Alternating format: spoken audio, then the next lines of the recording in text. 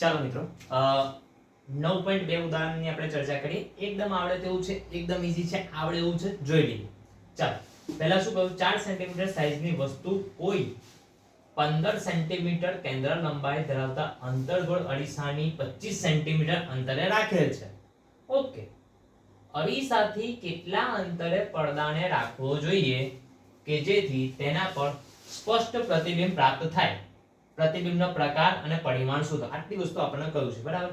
ચાલો જોઈએ. હવે ગિવન કરીને આપણને જે ઇન્ફોર્મેશન આવી છે એને પહેલા લખી લઈએ આપણે. શું? જો સમજો, ગિવન કરીને લખું છું. ગિવન જો પહેલી વસ્તુ 4 સેન્ટીમીટર સાઈઝની વસ્તુ કઈ છે અને સાથે સાથે અંતર્ગોળ અરીસો.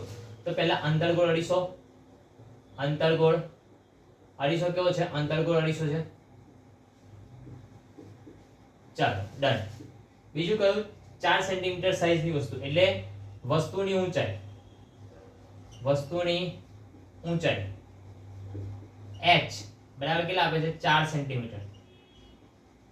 ડન. આગળ જોઈએ. 15 સેન્ટીમીટર કેન્દ્ર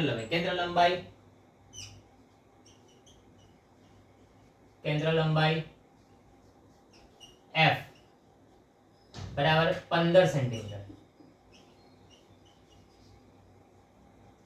25 સેન્ટીમીટર દૂર અંતર રાખેલું એટલે વસ્તુ અંતર આપેલું છે. વસ્તુ અંતર u બરાબર 25 સેન્ટીમીટર. અરીસાથી કેટલા અંતરે પડદાને રાખવું જોઈએ એટલે પ્રતિબિંબ અંતર v શોધવાનું છે, બરાબર. જોઈએ આપણે પ્રતિબિંબ અંતર v શોધો, બરાબર. બીજું તેનો પ્રકાર અને પ્રતિબિંબનો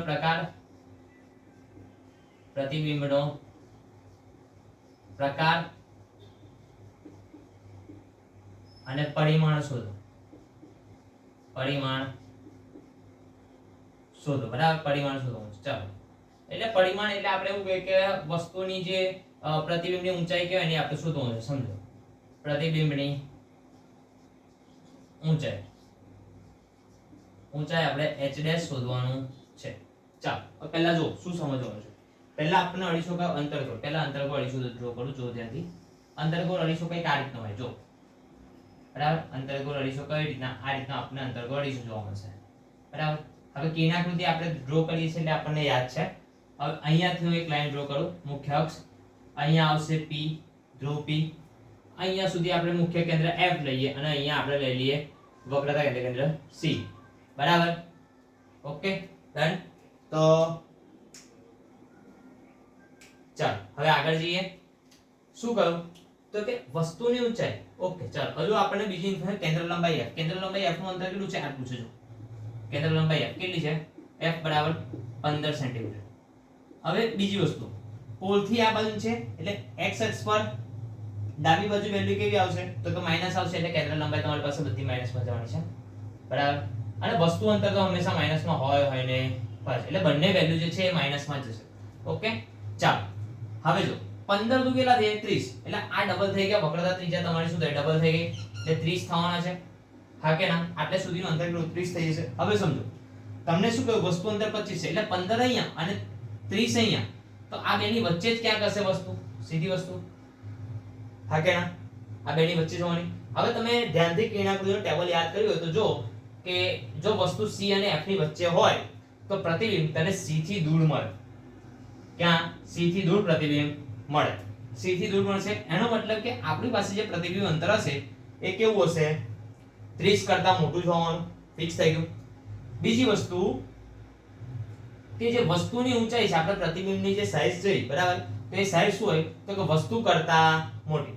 હવે આપણી પાસે જે હાઈટ છે 4 સેન્ટીમીટર છે, તો એનો મતલબ કે પ્રતિબિંબની જે ઊંચાઈ આવી જોઈએ એ કે 4 કરતા વધારે આવી જોઈએ અને y અક્ષ પર નીચે વેલ્યુ કેવી હોય? માઈનસમાં હોય. એટલે માઈનસમાં આવવી જોઈએ તો જ આપણો જવાબ સાચો કહેવાય.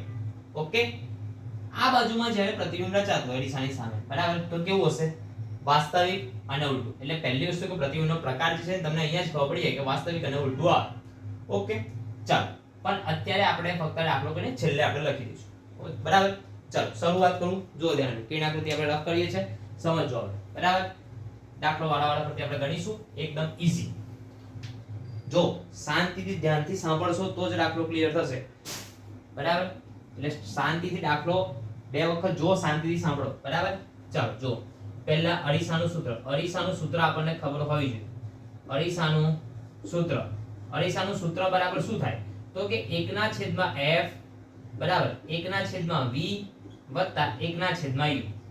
તમારે શું શોધવાનું છે? v. તો u ને બરાબર ની આ બાજુમાં લાવી દઈએ. બરાબર? એટલે 1/v બરાબર 1/f માઈનસ 1/u. હવે આની અંદર આપણે બધી વેલ્યુ મૂકો, પુટઅપ કરીએ. બરાબર? જો ધ્યાનથી. તો હું બધી વેલ્યુ અહીંયા પુટઅપ કરું છું. અહીંયા પહેલા આપણે ડ્રો કરી દઈએ એક લાઈન. ચાલો સમજો. 1/f 1/v as it is 1/v as it is 1/f minus 1/15 થશે. કેમ? કારણ કે કેન્દ્ર લંબાઈ કેટલી છે? 15 માઈનસ 15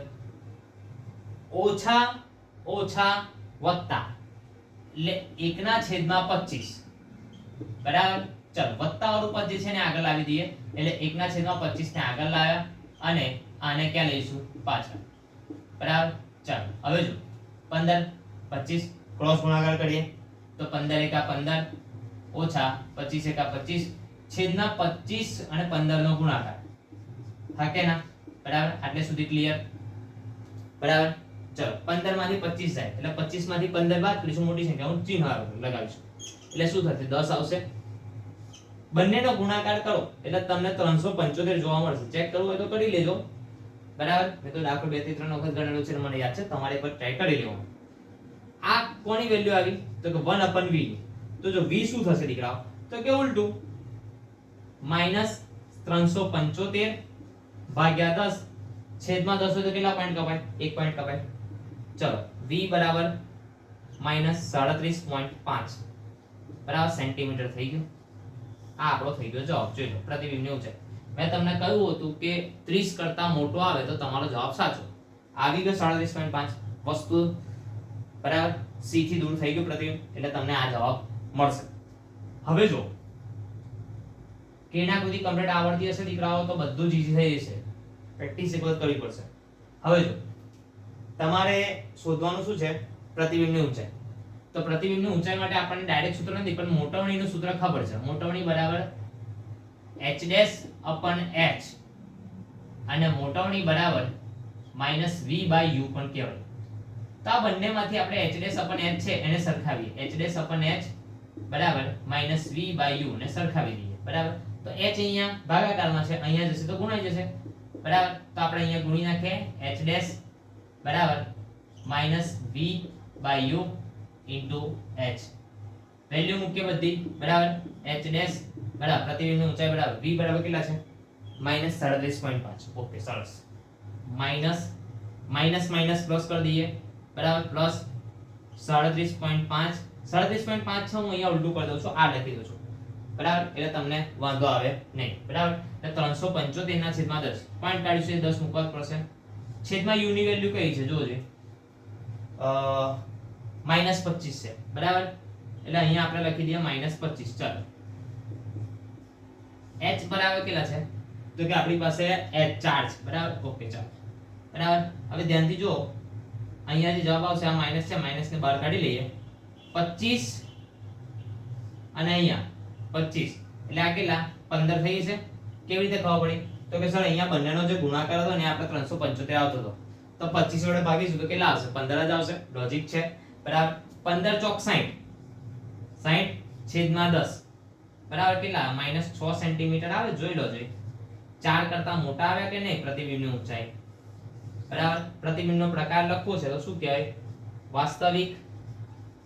વાસ્તવિક અને ઉલટું. બરાબર? થઈ ગયું. દાખલો એકદમ ઈઝી છે, આવડે એવો છે. ધ્યાનથી સમજો તો ઓટોમેટિકલી દાખલો આવડી જાય. બરાબર? આખો દાખલો એકવાર જોઈ લો, નોટ કરી લો કમ્પ્લીટ રીતે. ના આવડે તો કમેન્ટ સેક્શનમાં ફરીથી જણાવજો અને બાકીના દાખલા પણ આપણે ગણવાના છે એટલે ઉતાવળ રાખજો. ચાલો જોઈ લો.